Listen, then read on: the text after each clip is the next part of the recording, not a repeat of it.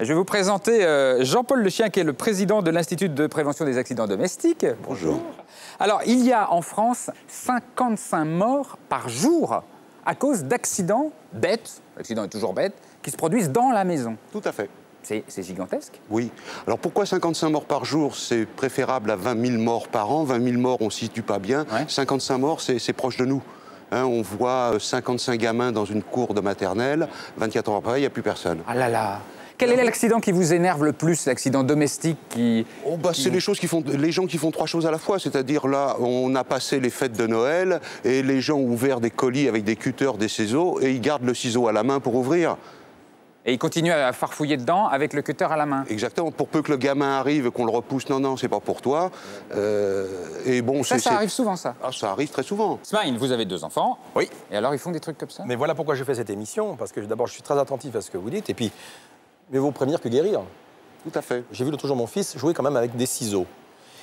Alors, de quelle façon? Qu'est-ce qu'il faisait? Il court dans l'appartement avec les ciseaux. Ciseaux à la main, comme ça? Ciseaux à la main. Et ça, je sais que c'est très, très, très dangereux. Donc, ça a été une engueulade assez virulente. Qu'est-ce que vous lui dites dans ces cas-là? Tu fais attention, je t'éclate ta gueule. Et là, il comprend. L'important, Smaïm, c'est en fin de compte le mimétisme des enfants qui veulent nous chercher systématiquement à nous imiter. Donc, il faut les laisser nous imiter avec des objets sans danger. Vous lui donnez des ciseaux à bourron et il peut se balader partout. Oui, oui. La même chose, quand vous faites les courses, l'enfant veut vous aider à débarrasser les paniers, et ben, il va débarrasser que les oranges et les pommes. Oui. Ah oui, ça c'est... Et ça va être son boulot.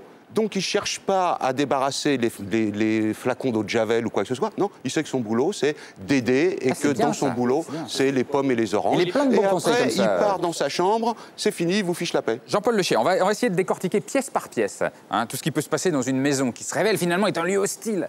25% des accidents ont lieu dans la cuisine. C'est beaucoup, c'est vraiment le piège infernal, la cuisine. Qu'est-ce qui peut se passer dans une cuisine? On peut avoir l'incendie, la casserole sur le Ça, feu, on a le lave-vaisselle. Les plaques électriques. Il y a un truc moi, que j'ai découvert, c'est que le lave-vaisselle pouvait être un piège terrible. Ah bah, le lave-vaisselle peut être un piège à plusieurs titres. On a eu un accident il y a 6 mois, 1 an. Les lave-vaisselle, c'est donc la porte qui s'ouvre comme ça. Une petite fille qui souhaitait aider sa maman à débarrasser le lave-vaisselle et à les monter à 4 pattes donc, sur la porte, a glissé, s'est empalée sur les couteaux, les fourchettes. Plus les petites pastilles de lave-vaisselle qui s'avalent très très bien. Ouais. On a maintenant des triples fonctions, donc avec des couleurs bien vives et tout. Et ça fait un peu gâteau avec la petite cerise sur le gâteau, c'est superbe. J'aimerais qu'on parle maintenant de quelque chose qui, à la cuisine, fait toujours peur, c'est le feu.